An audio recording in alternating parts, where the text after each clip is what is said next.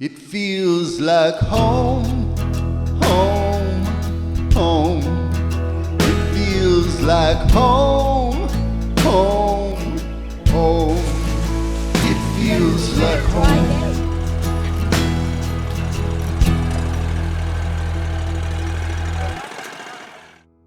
The reason that we call our channel Weldon Home is because of John's dad. It was his middle name. And it's our desire that we would live lives that are pleasing to the Lord, and that when we get to see Him face to face, that we would get that well done, my good and faithful servant. We want to please Him. And so I'm going to talk to Jan today a little bit about Papa and how he grew up and the memories that they have together. And I think you all will really enjoy it. You said when you were young, people married very early. And how old were you when you met Papa? We were both 23. And how did you guys meet? Well, it was a blind date, but it was just blind on my side. I guess was just finishing up the last quarter of college, and I was an RN. I'd been an RN for about a year before that, but I was down at Melinda getting my college degree, and I think I had a car that didn't run very well, and I had it over at the boys' dorm, and a friend, I had lots of friends that weren't boyfriends, they were just friends, and so a couple of these guys were looking at my car trying to figure out what was wrong with it, and I think he walked by with his friend and said, "Who's that? I'd like to meet her," or whatever. I don't know, what guys say. And he said, "Oh, she's a good friend of ours, good friend of my wife's. We'll have her over and you can meet her." So she called me and invited me to dinner, and I was busy that night and the next night, but the next night I was free, and so I said, "Sure, I'll come over for dinner, and it sounds like fun." We're about to hang up, and she said, "Oh, by the way, there's a friend of my husband's, Bill's, who's classmate, he'll probably be there." And I said, "No blind dates. No, I will not do it. Don't, please, no." And she said, "Oh, he's so nice. And he's planning to do this, and there's just no way I can say you're not allowed." And, all right, I guess I'll go through this. They arrived at the door, and Bill says, "Hi, Jan, how are you? And this is John." And he said, "Hi." And I don't know, you're from the South. This is Southern California. Yeah. And I thought, oh, he's cute, and I've had it with cute guys. They all think there's something, and I don't even want to date cute guys anymore. But That had a different plan. well, we had dinner at their house, and then they decided we'd play poker. And of course, that was a no-no. My church was pretty strict, and John's church was very strict. So I didn't know how to play poker. I'd never played poker in my life. And so they got all of these pennies from the kids' yogi banks, and they distributed them, and then we played poker. And at the end of the evening, I had all the pennies. My first time and last time to play poker. And so, I'm not sure what that says about you. and so John, this is what John thought to himself. He told me later, "Well, she's not as dumb as she looks." She may be blonde, but she's not that dumb. And so I might want to see her again. So there we were. So how long did you guys date after that?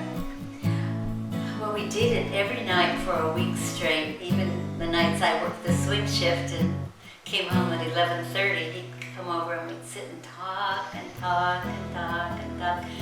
And I'm going to tell this because it's kind of funny. I mean, people aren't that different than they are today, and there's some chemistry, I mean, he was really cute and so sweet and smart and perfect. And so I'm thinking, he's not making any moves at all. This must be serious, because guys don't hold off unless they're really serious. So about 6 dates went by, and he hadn't tried to kiss me or anything, and so he finally did. And his skill was great. I I said, I didn't give you permission to kiss me. And he said, I didn't ask. Set the tone for our whole life.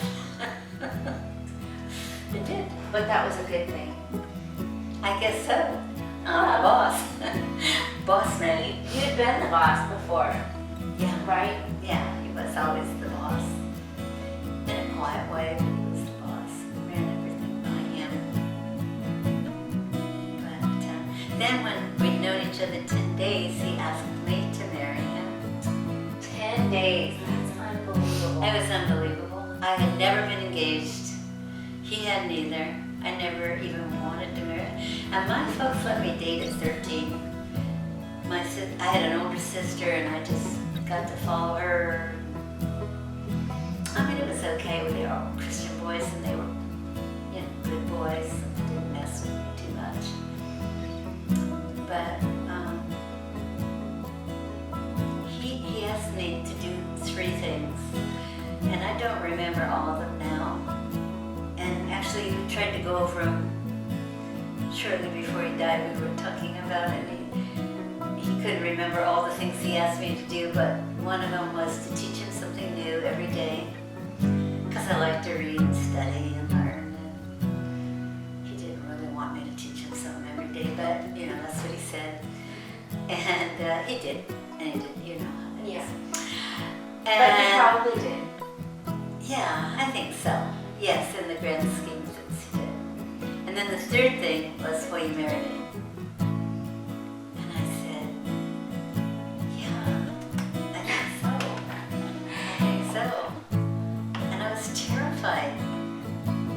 I couldn't eat, I couldn't sleep, I couldn't study. I was in the middle of finals. I was just finishing my degree.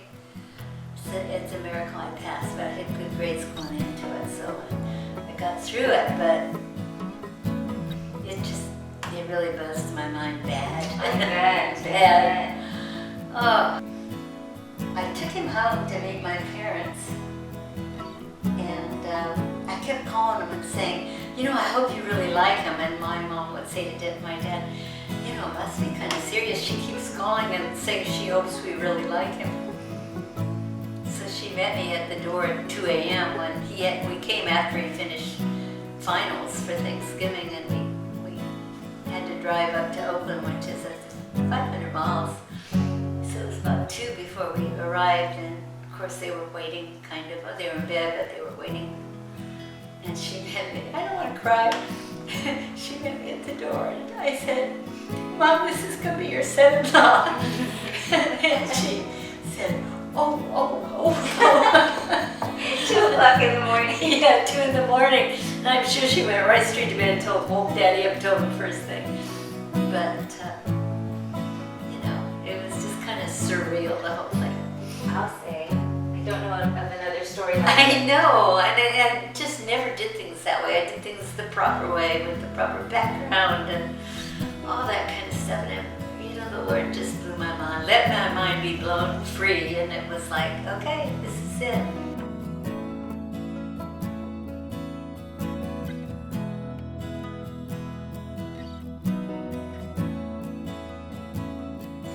Hi, I'm Mary. I am Tanya and John's daughter, and my grandma Jan is who was interviewed for this video. She's my grandma on my dad's side, and she's who I wrote this song for. Well, actually, she and my papa, who passed away a year ago. He was absolutely incredible. I think some of my favorite childhood memories with him was he would take me and my cousin through their grapefruit orchards, and he would put us inside, I think it's called the tractor scoop. He would sit us inside the tractor scoop, and he would lift it up really high, and he would drive with us all around the orchard, and we just felt like we were on top of the world. And anytime that we could bring him any sort of problem, and he would always just respond with, okay, doll. And it made the whole world feel right whenever he would say that. He just, he was great. And I think it was really hard on my grandma when he passed away, which is understandable because they were married for 60 years, and I can't even fathom that level of connection with someone that you would feel. But she had these earrings. They were solid gold, and she was super proud of them because he got them for her for one of their anniversaries. So the inspiration for the song was when my grandma was telling me about these earrings that my grandpa bought for her for one of their anniversaries. They were solid gold earrings, and she was very proud of them, but unfortunately they were stolen from her, and she just was completely heartbroken over their loss because they meant so much. She kind of felt like Papa was saying to her that, hey, the streets are made of gold up here. Like, those are literally just a pebble in my shoe. Those don't mean anything in light of eternity. And it so spoke to her that she just was okay after that, and she felt like, you know, I'm gonna see him again and we'll be able to walk on streets of gold together, and those earrings don't matter. That's not his legacy. And I heard that story, and that ministered to my heart, so that's one of the things that inspired this song.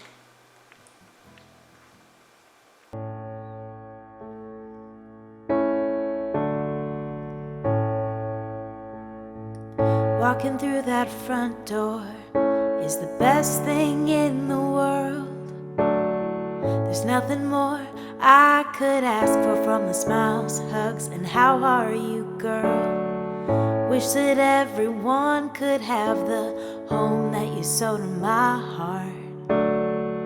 Think you wish that too when I read what you've got hiding behind those stars.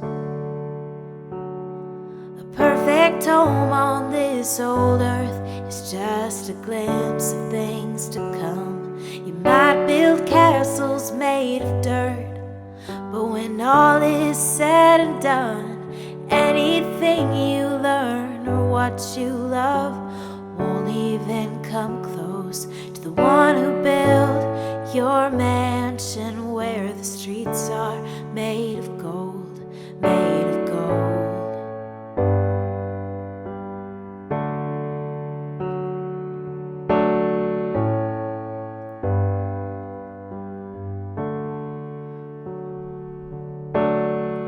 Walking in that bedroom, saw your eyes still filled with light. You didn't have the strength to stand, and you were hard to recognize. But even knocking on death's door, he cast the fears out of your mind. You knew the one who took the cross, and one day we'll reunite. A perfect home on this old earth is just a glimpse of things to come. You might build castles made of dirt, but when all is said and done, anything you learn or what you love won't even come close to the one who built your mansion where the streets are made of gold, to the one who built your mansion where the streets are made of gold, made of gold.